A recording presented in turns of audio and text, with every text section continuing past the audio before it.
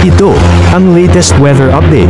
Alamin ang pinakasariwang ulat panahon ngayon dito sa Information TV Educational Channel. Mapapansin po natin yung tinatayang sentro ng bagyong si Krising ay nasa eastern seaboard pa ng Northern Luzon. At kanina alas 4, ito ay tinatayang nasa layong 545 kilometers ang layo, silangan ng Baler, Aurora. Taglay ng bagyong si Krising ang lakas ng hangin na umabot hanggang 55 kilometers per hour malapit sa gitna nito. At ang pagbugso ng hangin ay aabot po ng hanggang 70 kilometers per hour. Ito naman ay kumikilos sa direksyong west-northwest sa bilis na 30 kilometers per hour. So mapansin natin, napakalawak ng ulap ng bagyong si Krising, may tumatama na dito sa ilang bahagi ng northern, central at southern Luzon area at maging dito sa hilagang bahagi ng eastern Visayas.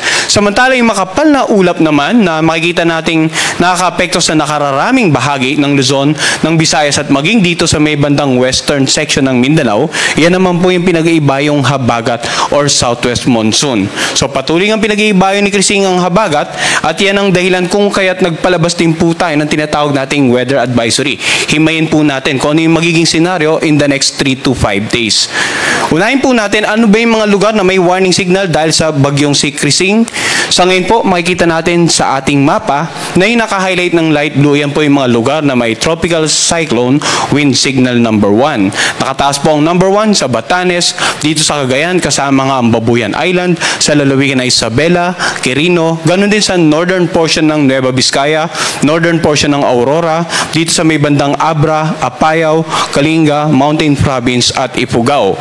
Mapapansin din natin na may warning signal number 1 din dito sa ilang bahagi ng Bicol Region at maging dito sa may bandang Pulido Island, Camarines Norte, northern portion ng Camarines Sur, Catanduanes, ganun din dito sa may bandang northern portion ng Benguet, sa lalawigan ng Ilocos Norte at Ilocos Sur, sa northern portion ng La Union. So ano nga ba yung inaasahan natin sa mga lugar na may warning signal number 1? Sa ngayon po, posibleng makaranas ng mga pag-ulan at paminsan-minsang pagbugso ng hangin at magiging katamtaman hanggang sa maalon ng mga karagatan dito sa mga lugar na may wind signal number 1. Hanggat maaari, wag na po pumalahot yung mga kababayan nating mangisda at yung mga may maliit na sakyang pandagat, lalo't inaasahan nga natin na kikilos ang bagyong si Krising palapit nga ng Northern Luzon area ngayong darating na weekend. Posible ring magtaas pa yung mga wind signal sa mga susunod na tropical cyclone bulletin at ang tinataya nating pinakamataas ay posibleng umabot po ng signal number 3 lalong-lalo sa mga lalawigan dito sa may bandang Northern Luzon area. Kaya antabayan po natin yung 6 hourly na tropical cyclone bulletin hinggil nga sa bagyong si Krising.